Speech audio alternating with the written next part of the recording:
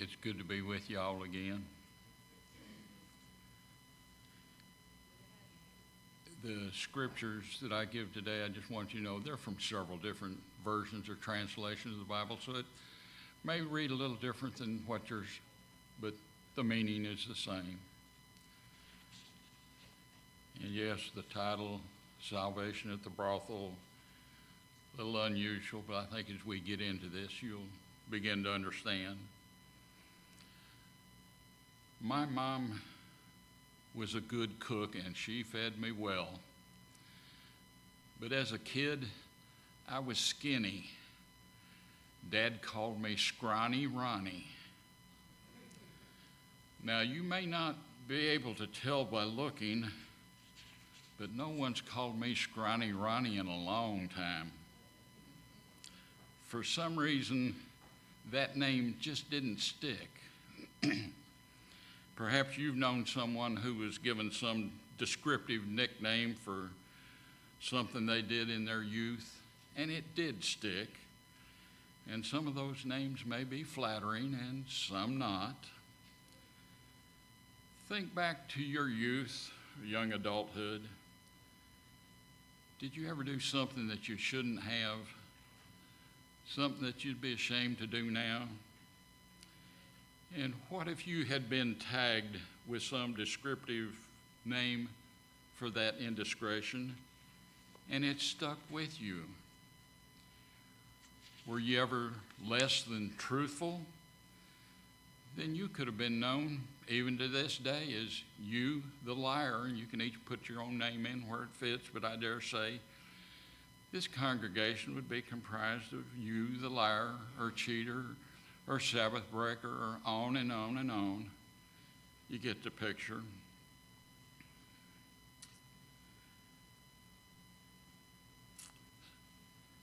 The point is that even though you may be changed and 100% surrendered to the Lord, it's conceivable that to this very day, you could still be tagged with some indiscretion from your past. And such was the case with one of the members of the Faith Hall of Fame. Hebrews 11:31 speaks of the harlot Rahab. Some translations refer to her as Rahab the prostitute. How unflattering. Why? Even after her conversion and all those hundreds of years later, was she still referred to as a prostitute? Perhaps it's because there are a lot of self-righteous people who look down on a prostitute as though her sin is so much worse than any of theirs. Well, God had her story included in the Bible for a reason. So today, let's see what we might learn from her story. Yes, Rahab was a prostitute, with emphasis being on was. She was converted and had accepted God. It was in her past. But more importantly, are your sins in your past? When talking to the spies who had come from Israel, she told of having heard how the Lord had dried up the Red Sea for them to cross and how they had defeated some very formidable kings. Then she said in Joshua 2:11, "The Lord your God, he is God in heaven above and in earth beneath." What a powerful statement. And can you imagine the surprise those guys must have had? She hadn't attended any evangelistic meetings or seen Doug Batchelor on TV. No call porter had ever knocked on her door, and no one had studied any of the fundamental doctrinal beliefs with her. She had observed through the eyes of others how God was leading these people and was able to recognize through them that he is God in heaven above and in earth beneath. So is your daily life such that even strangers are convicted about the God they see through you. There are only two women mentioned in Hebrews 11, Sarah and Rahab. And from a human point of view, they seem to have had nothing in common. Sarah was a woman of great faith, and Rahab, well, she was a prostitute. But God put them both on his honor roll because he saw that both Sarah and Rahab had the one most important thing there is in life, a saving faith in God. Jericho was one of the strongest fortresses in the land. Deuteronomy 9 verse 1 says the walls were fenced up to heaven. Today we might just say they were sky high. And Rahab's house was on top of that sky high wall near the main gate, where she had at one time provided lodging for travelers as well as prostitution. The two men that Joshua sent to spy on Jericho were on a mission for God, and being godly men, there's no reason to think that they headed into the city looking for a brothel. No, God purposely directed them to the place that the locals had known as a brothel. He sent them to the house of a woman who was known as a prostitute. That seemed a little strange, or what? It wouldn't have been unusual for the locals to have seen guys coming into town and heading to a brothel. And these two men were on a spy mission. So why attract any unnecessary attention by going anywhere else? Had they gone elsewhere, it would have attracted even more attention and been reported to the authorities and would likely have meant their death. God knew what was best, and he directed them to go there. And God longs to direct you to whatever is best for you, no matter what your situation. Let him lead in all that you do, and you'll be safe, just as they were safe at Rahab's place. Now today, many are uneasy about foreigners who perhaps dress a little different or speak a little different than they do. There seems to be a lot of concern about terrorism. So imagine how it must have been in Jericho. They had heard about how those Israelites had slaughtered some of the other inhabitants of the land. And now those invaders, several million of them, were camped just 5 miles from their city. And every night they could see the glow of that fiery pillar hovering over their camp. How eerie must that have been?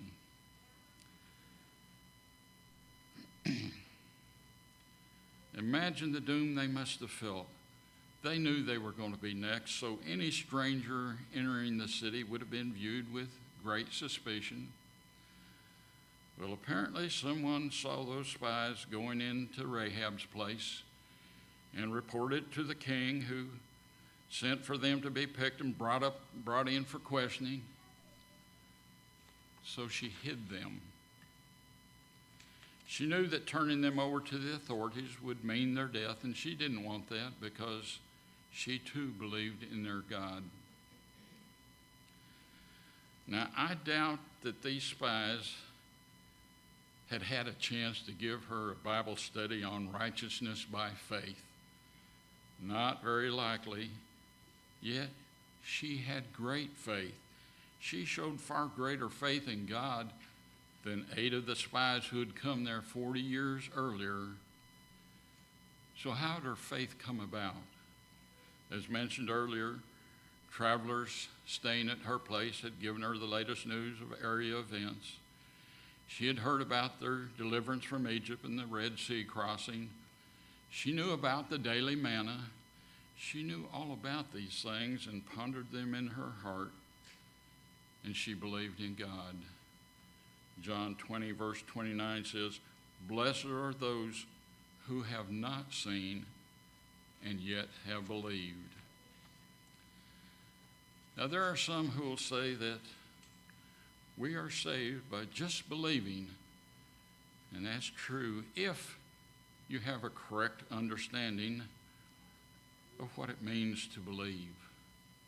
Rahab's faith produced the fruit of action.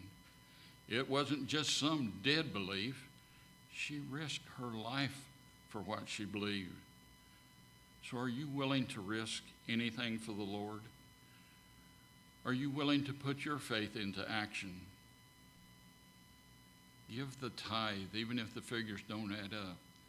Put your kids or your grandkids in a school where Jesus is first. Stand up for him at your workplace. Risk your job if necessary to put Jesus first. Put him first in all that you do, and he'll never let you down.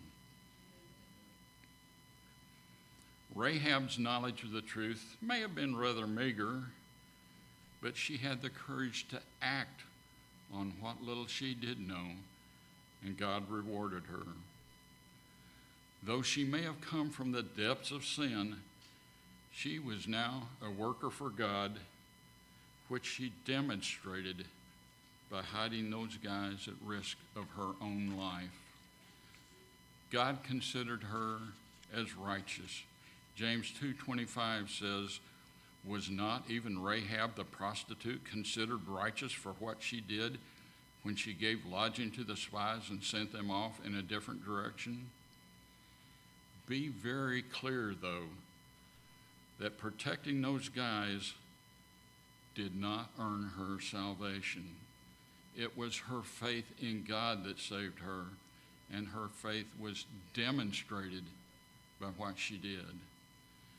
Hebrews 11:31 says, "It was by faith that Rahab the prostitute was not destroyed with the people in her city." Her faith produced the fruit of action, and her actions proved her faith. A faith without works is a farce.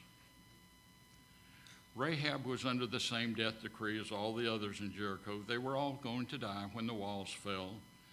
She didn't deserve to be saved, and neither do we. God saves those who believe in him, and he showed his great mercy to Rahab. Now, I think that most of us agree that a woman in the Bible represents a church. And perhaps I'm sticking my neck out, but I believe that Rahab, even though she had been a prostitute, represents God's true church. And some may say, no way. So let me ask, has God's church always been faithful throughout history? You can read about the unfaithfulness throughout the Bible, but the church is still his bride, even if she hasn't always been faithful. When being questioned by the authorities about the men, Rahab said in Joshua 2, verses 4 through 6, "Yes, these men were clients of mine, but I didn't know where they came from. When it was time to shut the city gate for the night, the men left. I don't know where they were heading. Chase after them quickly, for you have time to catch them." Now she had taken them up to the roof and had hidden them in the stalks of flax she had spread out on the roof. Friends, Rahab lied. She outright lied about these men. So is it okay to lie if you have a good motive? She did. I can't explain why the story goes the way it does. Perhaps she figured that the people of Jericho would soon be utterly destroyed anyway, and if mercy wasn't owed to them, then neither was the truth. So was her lie okay? No. But maybe we're expecting a little too much from a new believer. If seasoned Abraham lied about his wife and said, "This is my sister," and if Jacob resorted to deceit, maybe we should go a little easy on Rahab. God accepted her faith and pardoned her imperfection. Spiritual maturity is not instantaneous. Verses 12 through 14 tells us that before she helped the men to escape that night, she said, "Please swear to me by the Lord that you will show kindness to my family because I have shown kindness to you. Give me a sure sign that you will spare the lives of my mother, father, brothers and sisters, and all who belong to them, and that you will save us from death."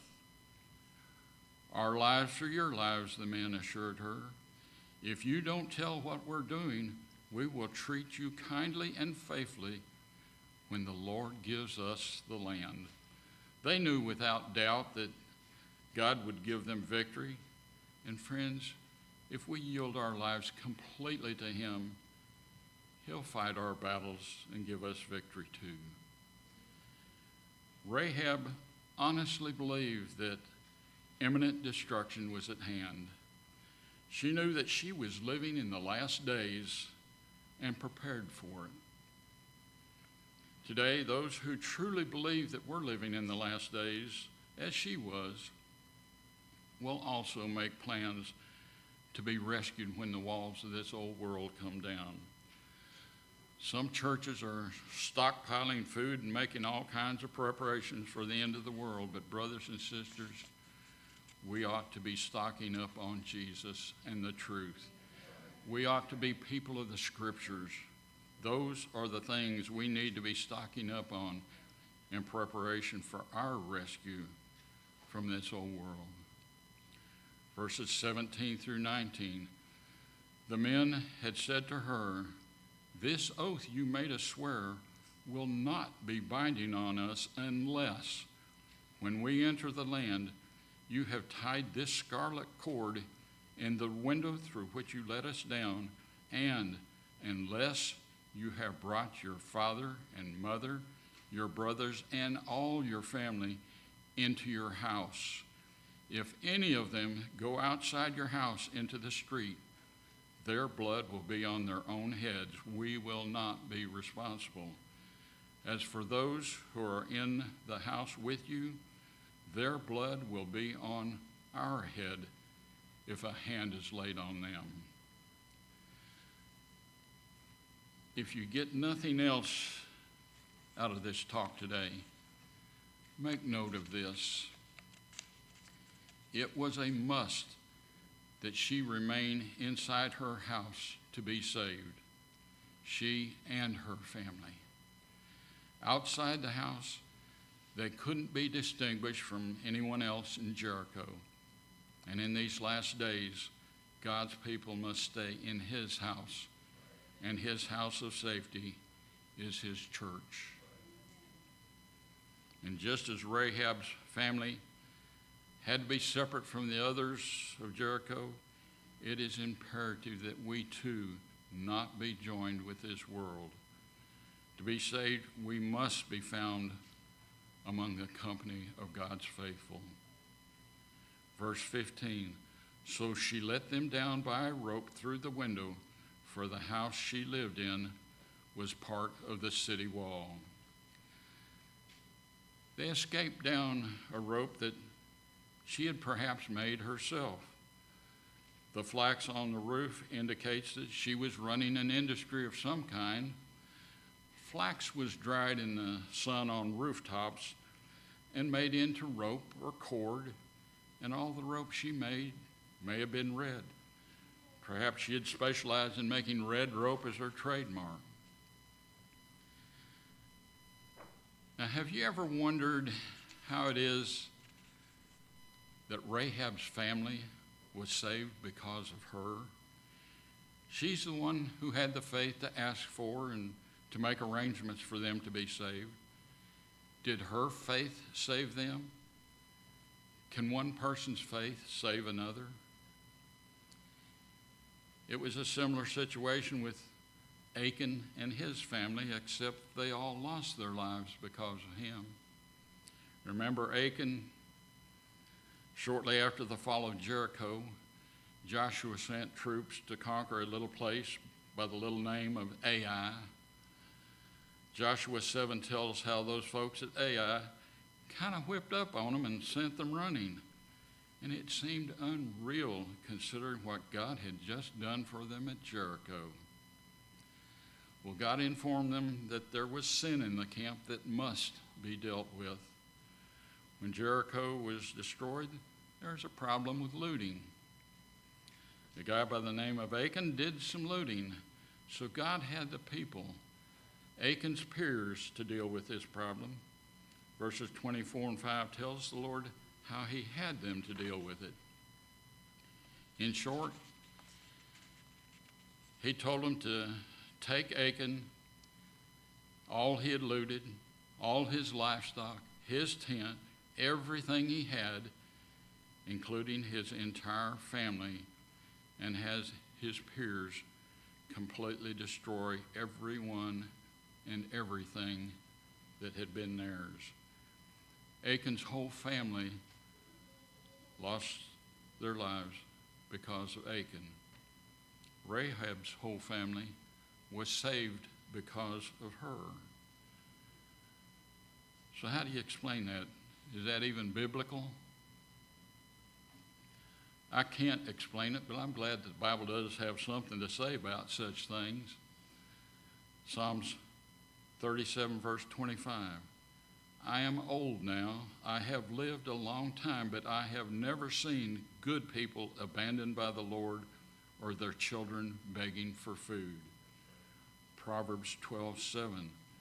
The wicked meet their downfall and leave no descendants, but the families of the righteous live on. The jailer, Acts 16:31, was told to believe on the Lord Jesus Christ and you will be saved, you and your family. Noah's family was saved because of him. Lot and his daughters were saved from destruction because of Uncle Abraham.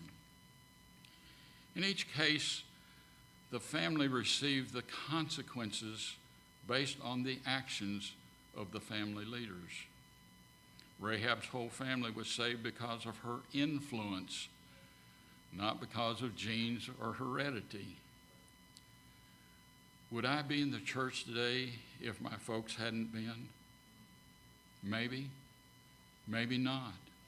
I would certainly hope so. But the fact remains that the influence of our godly relatives means so very much. And your influence can literally mean the difference between eternal life or eternal death for your family, especially for your kids. So what is your influence? Rahab was brave to tell her relatives about the covenant she had made with the spies. If any of them had tattled, it likely would have meant her death. But is anyone threatening your life if you share your faith? Are you, like Rahab, doing all you can to impress upon your friends and relatives the urgency of being in the house of safety for the time just ahead? Back in Egypt, Moses instructed God's people to place the blood of a lamb on their doorposts. This was to be a sign of their faith in God to protect them from the destruction that was coming. Putting the blood there did not save them. It was merely a sign of their faith. And likewise, Rahab was instructed to hang a red rope from the window as a sign of her faith in God to protect her and her family from imminent destruction. The spies had trusted that rope as their way to escape from the city. It was their way to safety, but it was also a sign identifying the place of safety, and God took note of her faith and spared her. Rahab was saved by her faith in God and not by faith in a rope dangling from her window. By keeping it there day after day, she demonstrated her faith in God. When the Israelites, the troops came, it was the close of probation for Jericho. They marched around that great city 13 times, and each time they saw that red rope sign hanging from Rahab's window. It was like a neon sign telling the troops where to find her and her family. It was a sign of her faith that she would be saved. It demonstrated her faith. So do you think she hung a small piece of red rope out of her window so no one would notice? Do you think she dangled a small piece of pale red twine so as not to attract attention? After all, why should she want to draw attention to her faith at a time like this? What if someone were to ask what she was doing? Well, had you been there, I think you might have seen a rope big enough to tow a cruise ship, and it would have probably been the brightest red you have ever seen. No way was she going to be shy about her faith now. She was letting her light shine as never before. She was serious about saving her family, and her actions demonstrated it. So can people today see any sign of your faith? The soldiers blew their trumpets, the earth shook, and those massive walls were heaved from their foundation by an unseen hand. It was because of their faith, because they believed that God would do what he said he would do, that those walls were brought down.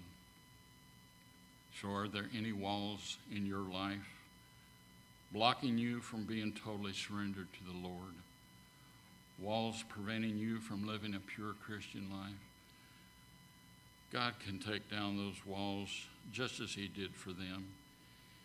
He can give you victory just as he did for them. Put your faith in him.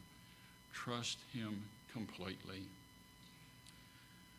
Most of the inhabitants of Jericho were probably up on the wall watching the march that day. Nothing to be afraid of. The march had gone on for the past 12 days with nothing happening. Some were perhaps hiding under their beds, but when the walls fell, they were all likely killed by falling debris. But when the dust settled, no one had to search for Rahab's house.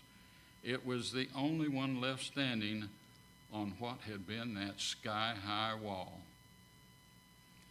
And imagine how strange it must have looked, perched way up there all by itself, with everything having fallen from around it. That place was no doubt filled with people, because Rahab was now in the business of helping to save people. You talk about salvation at the brothel. And because everything was gone from around her house, and it was perched way up there alone, sky high, each person in there had to trust that red rope as their way down out of that house, just as the spies had done. It truly was the end of time for Jericho, but there was one portion of those walls that couldn't be touched by the judgment. Only one house stood firm, and to be saved, it was vital to be in that house. There may have been other bigger, stronger houses in Jericho where even more people were congregated, where perhaps the religious experts had assured them that they'd be safe. But friends, there was only one house that stood firm, only one. So if we're living at the end of time as they were in Jericho, do you think it's maybe important now for us to be in the right house? Everybody in Rahab's house was saved, and that house is a symbol of God's remnant church. And when everything was falling all around it, it may have appeared that her house would fall too, but it didn't. And it may appear that the church, God's remnant church, is going to fall. But it will go through, my friends. It will go through. No one outside Rahab's house was saved. They had to be in that house to be saved. It wasn't up for debate. It wasn't negotiable. It didn't matter what they thought or how they felt to be saved. They had to be in that house, period. So if Christ is coming for his remnant church, his bride, then do you think it might be important to be a part of what he's coming for? Why would anyone not want to be a part of what he's coming for? Do I think that church members only will be saved? Do I think that church membership assures salvation? No, absolutely not. But if he's coming to get his church, I sure don't want to be out of his church. I want to be a part of it, being nourished in it, growing in it, gaining support in it. I want to be where others can know my needs and weaknesses and be praying for me. And I need to be strengthened in my prayer life by praying for each of you. It is vital to be in God's remnant church in these last days. In Revelation 14:12 identifies God's remnant church as being those who endure faithfully till he comes. It says, here is the endurance of the saints who keep the commandments of God and the faith of Jesus. These people will remain steadfast in their faith in Jesus, and their faith will be demonstrated by keeping the commandments, all of them. Rahab was the great-great-great-grandmother of David, and thus she was an ancestor of Jesus. And all she had wanted was to be saved from the destruction of Jericho. But God did far more for her than she had ever asked or dreamed of. And he wants to do the same for each of us. His rich grace reaches down to save the lowest sinner and raises him up to eternal dignity. And that's what he's longing to do for each of us here today. I pray that we will each be receptive to the Lord and his messengers as Rahab was, and that we'll share our faith with our family and friends as she did, so that they may be saved too. And may the red rope of faith be found hanging from the window of each of our hearts here today, is my prayer. In closing, let's sing hymn number 348, The Church Has One Foundation.